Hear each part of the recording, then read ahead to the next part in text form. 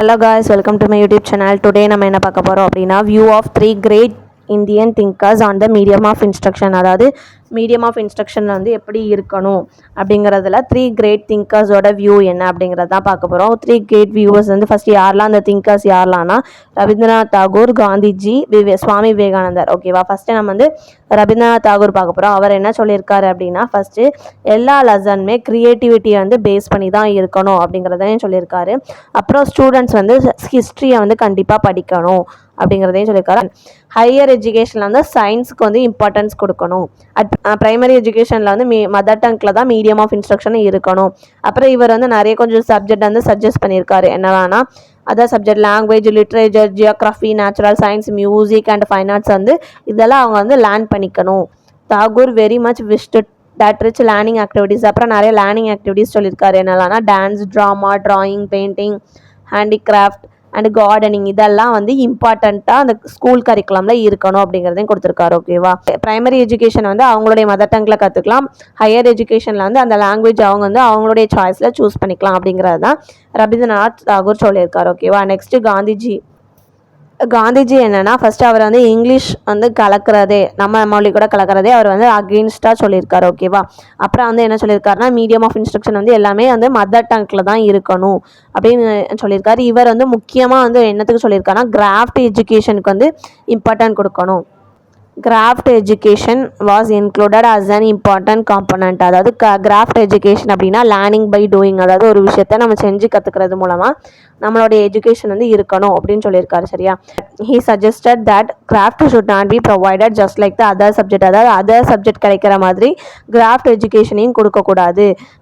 But it should be as the medium to correlate all subjects to study. ஆனால் அதுதான் மீடியமாக இருக்கணும் எல்லா சப்ஜெக்டையும் படிக்கிறதுக்கு. Thus correlating craft with all subject will pave way for learning by doing. அதாவது learning by doing மூலமாக நம்ம வந்து கிராஃப்ட் எஜுகேஷனை வந்து எல்லா இது கூடயும் ரிலேட் பண்ணோம் அப்படின்னா நம்ம வந்து லேர்னிங் பை டூயிங் மூலமாக நம்ம கற்றுக்கலாம். Gandhiji is one of the view that there is no use in rote learning. அதாவது மனப்பாடம் பண்ணி படிக்க வைக்கிறதுல வந்து அதில் வந்து எந்த யூஸும் கிடையாது அப்படிங்கிறத அவர் இதில் சொல்லியிருக்காரு. ஓகேவா, அப்புறம் இவர் salient features of Gandhiji basic education அதில் அவர் என்ன சொல்லியிருக்காருன்னா கேர்ள்ஸ் பிட்வீன் ஏஜ் 7 to 14 வந்து கம்பல்சரியாக எஜுகேஷன் வந்து கற்றுக்கணும். அப்புறம் இவர் வந்து செல்ஃப் ஆக்டிவிட்டியை வந்து என்கரேஜ் பண்ணியிருக்காரு. அதர் தென் ரூட் மெமரி ஒரு தான் மனப்பாடமாக படிக்கிறதுக்கு நம்ம செல்ஃப் ஆக்டிவிட்டியை வந்து என்கரேஜ் பண்ணியிருக்காங்க. ஓகேவா, teacher and students stay together. அதாவது டீச்சரும் ஸ்டூடெண்ட்டும் ஒன்றா இருந்து கற்றுக்கிட்டா தான் அந்த லேர்னிங் ப்ராசஸ் வந்து எஃபெக்டிவாக இருக்கும். அவங்களுக்கு உள்ள ரிலேஷன்ஷிப் பாண்டிங் வந்து ஸ்ட்ராங்காக இருக்கணும் அப்படின்னு சொல்லியிருக்காரு. Mother tongue of the child, அதாவது ஒரு சைல்டு இருக்குன்னா அந்த மதர் டங் வந்து மதர் டங்கில் தான் அவங்களுடைய மீடியம் ஆஃப் இன்ஸ்ட்ரக்ஷன் இருக்கணும் அப்படிங்கிறதையும் அவர் சொல்லியிருக்காரு. சுவாமி விவேகானந்தர் என்ன சொல்லியிருக்காருன்னா அவர் வந்து எதுவும் பர்டிகுலராக சொல்லலை. அவர் என்ன சொல்லியிருக்காருன்னா எஜுகேஷன் கரிக்குலம் வந்து எப்படி இருக்கணும் அப்படின்னா நாலேஜ் டெவலப் பண்ணுற மாதிரியும் இருக்கணும், வொகேஷனல் ஸ்கில்ஸை டெவலப் பண்ணுற மாதிரியும் இருக்கணும் அப்படின்னு சொல்லியிருக்காரு.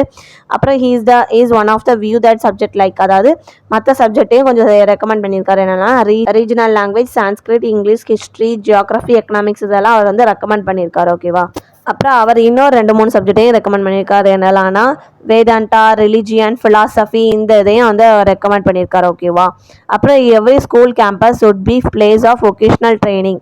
அதாவது எல்லா ஸ்கூல் கேம்பஸ்லேயும் ஒகேஷ்னல் ட்ரைனிங் வந்து நடக்கணும். அதாவது ஒர்க் ஷிப் நடத்தணும். அவங்களுக்கு வந்து ஃப்யூச்சர் பிளான்ஸ், அதாவது ஃப்யூச்சரில் என்ன படிக்க அப்படிங்கிறத பற்றின ஐடியா கிடைக்கிறதுக்காக ஒகேஷ்னல் பிளான்ஸ்லாம் நடத்தணும்.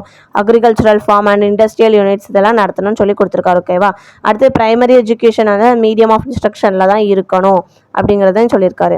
அதுக்கப்புறம் இவர் வந்து இங்கிலீஷ் கிட்ட இவர் வந்து எதுவும் அகெயின்ஸ்டாக சொல்லலை, ஃபேவரபிள் ஆட்டிடியூட் தான் காமிச்சிருக்காரு. என்னென்னா இங்கிலீஷையும் மீடியம் ஆஃப் இன்ஸ்ட்ரக்ஷனாக நம்ம வந்து வச்சுக்கலாம் அப்படிங்கிற மாதிரி கொடுத்துருக்காரு. ஓகேவா, அதுக்கப்புறம் இவங்க கம்பேரிசன் தான் கொடுத்துருக்காங்க. நான் இப்போ இந்த 3 பேர் இதை பற்றி சொன்னதை வச்சு நீங்களே அவங்கள இதை கம்பேர் பண்ணி எழுதிக்கோங்க. அதாவது ஆக்டிவிட்டி பேஸ்ட் லேர்னிங் தான் இவங்க சொல்லியிருக்காங்க. 3 பேரும் இம்பார்ட்டன்ஸ் எது கொடுத்தாங்க, மீடியம் ஆஃப் இன்ஸ்ட்ரக்ஷன் வந்து மதர் டங்கில் தான் இருக்கணும் அப்படிங்கிறது.